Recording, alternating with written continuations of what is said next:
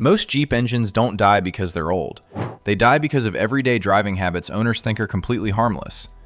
These 8 mistakes quietly destroy engines, turbochargers, and transmissions long before they should fail. Before your next drive, watch this countdown, because one habit on this list could cost you thousands. Number 8 is the short trip habit. This is the most common one, and almost every Jeep owner does it without thinking. A quick run to the store, the morning school drop-off, then backing it out of the driveway just to move it.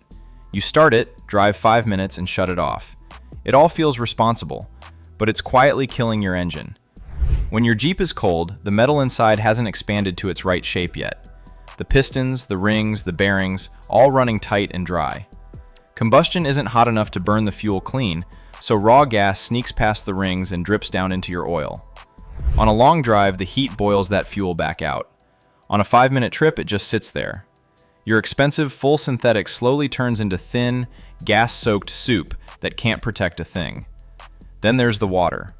Every cold start makes moisture inside the engine. Get it hot and it burns off through the exhaust.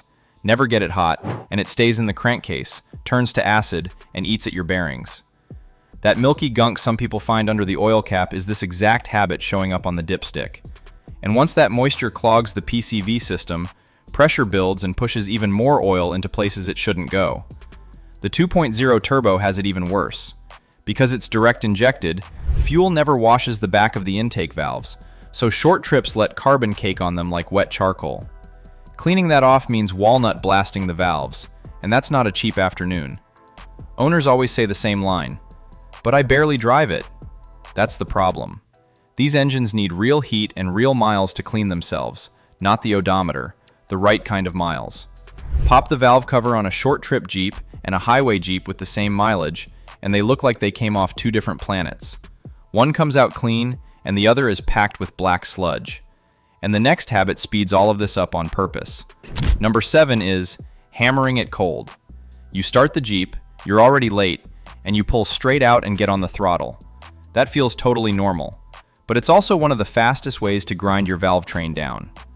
Modern Jeeps run super thin 0W20 oil, and thin oil drains off the top of the engine overnight.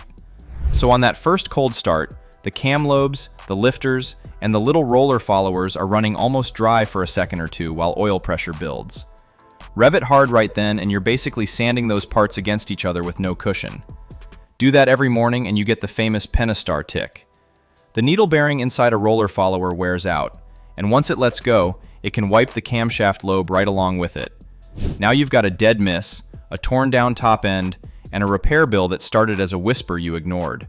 Sometimes it ticks for months with no check engine light at all, just that faint tap that everybody swears is normal, right up until a cylinder drops. The newer Jeeps make this riskier, because they carry less oil than the old ones did, so there's less sitting in the galleries ready to protect that first start. What trips people up though is the fix itself. Sitting there idling for 10 minutes isn't the answer either, because a long cold idle just drags out the exact window where the wear happens. Start it, give it a few seconds for oil pressure, then drive gently until the temp gauge comes up. Save the boost for when it's actually warm. However, warming it up won't save you from the next mistake, because this one snaps pistons in half.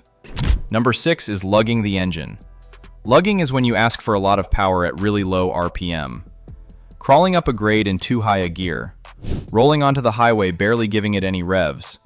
On 35-inch tires, plowing through a trail in the wrong gear. It feels smooth and easy.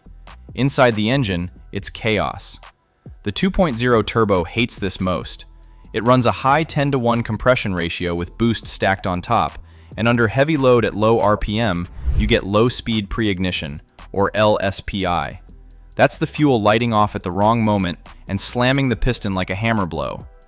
It doesn't wear the engine down slowly, it can crack a piston outright.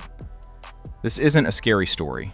There's a documented 2.0 turbo that grenaded its pistons at just 63,000 miles, and the teardown pointed straight at pre-ignition and detonation. 1 second it's fine, the next, there's a hole in the block. It doesn't help that the turbo bolts right to the head in a cramped bay, so the heat from all that load has nowhere to go. The Pentastar V6 doesn't love lugging either. The newer, high-compression version is quicker to knock, so the computer quietly pulls timing to save itself, which means more heat and harder work for every part inside. The pattern mechanics are brutal in its simplicity. Drivers who use decent fuel and change the oil around every 5,000 miles tend to get long, boring, reliable lives out of these engines. The ones who lug them and sheep out often get misfires and bearing wear before 60,000. Let the engine rev where it wants to rev. Downshift and let it breathe. But even the right RPM won't help if you're feeding it the wrong fuel. Real quick before the next one, if you want the full playbook on what actually keeps these engines alive, the exact oil, the intervals, and the cheap fixes, I put it all in my Jeep Engine Longevity Guide. The link's down in the description below. Number 5 is cheap gas under load. The manual says the 2.0 turbo can run 87 octane, so people see that and always fill up with the cheapest regular. On paper, that seems totally fine. But Jeep even recommends 91 octane for best performance, and there's a reason for that. Run cheap fuel while you're working the engine hard, towing or climbing, and that high compression turbo starts to knock. The knock sensors catch it and yank timing to protect the block, but there's a price for that. The combustion runs hotter, the piston temps climb higher, and the turbo spins harder to claw back the power it just lost.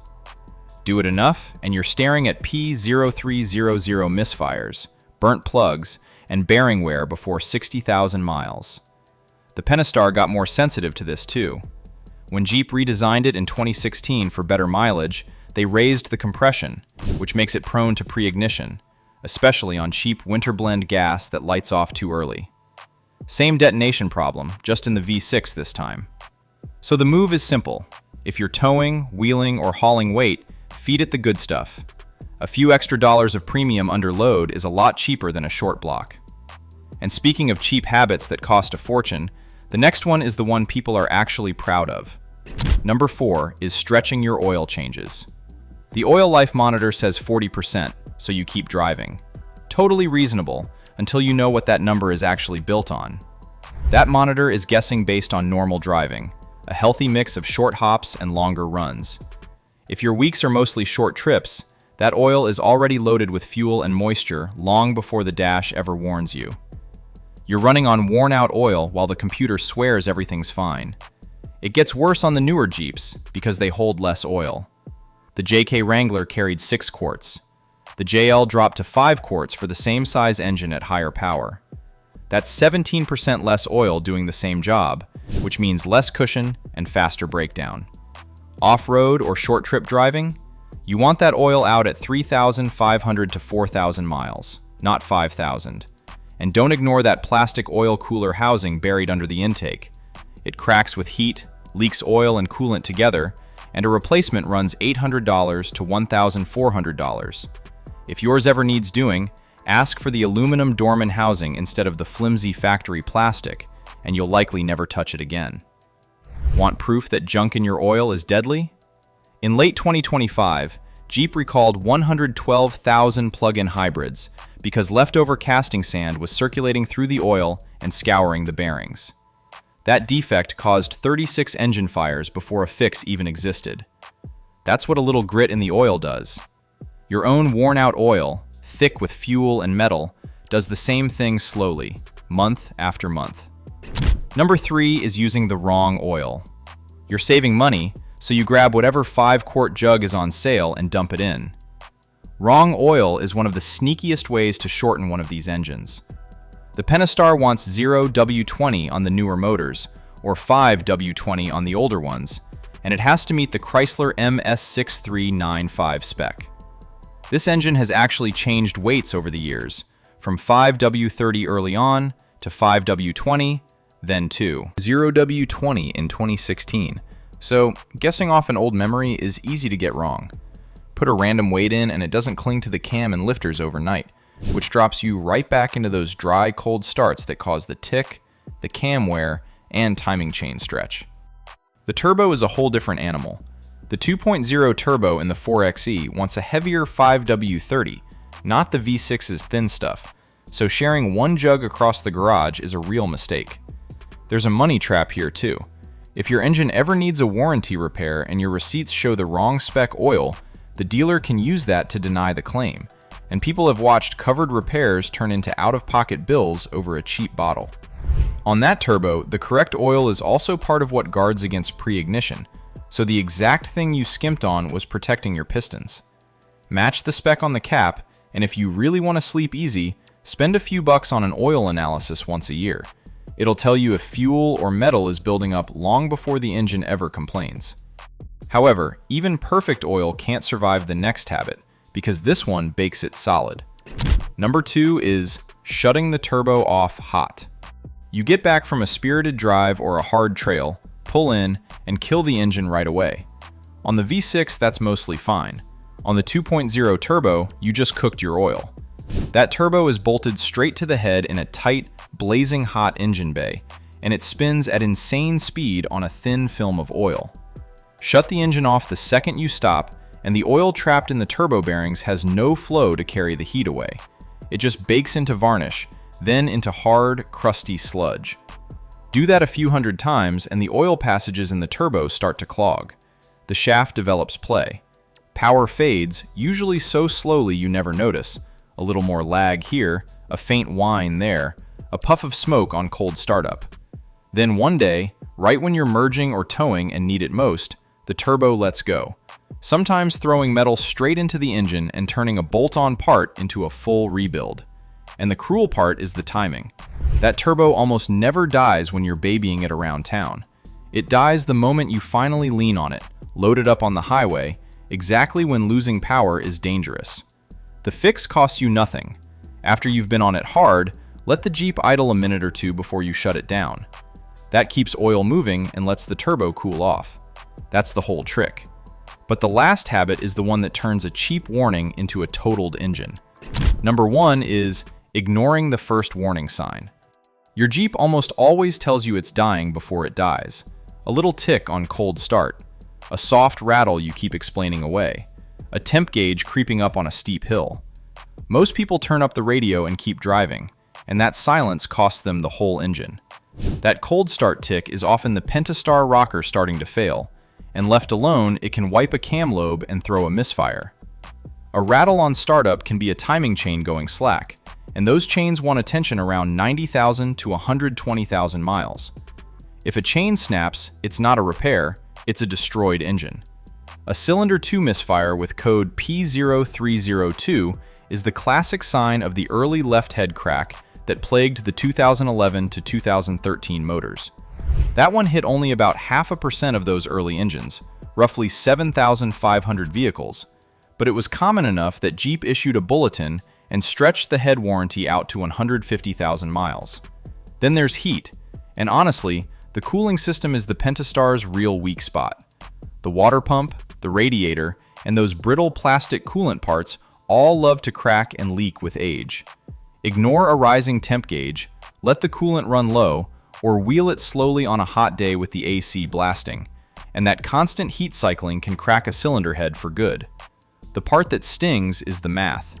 Catching a tick early might be a $200 fix. Ignore it, and a blown Pentastar averages around $4,670 to replace, and one owner's 2019 Wrangler ate a full engine at $7,800 after metal filings spread through it. It's the same warning sign, just a wildly different bill.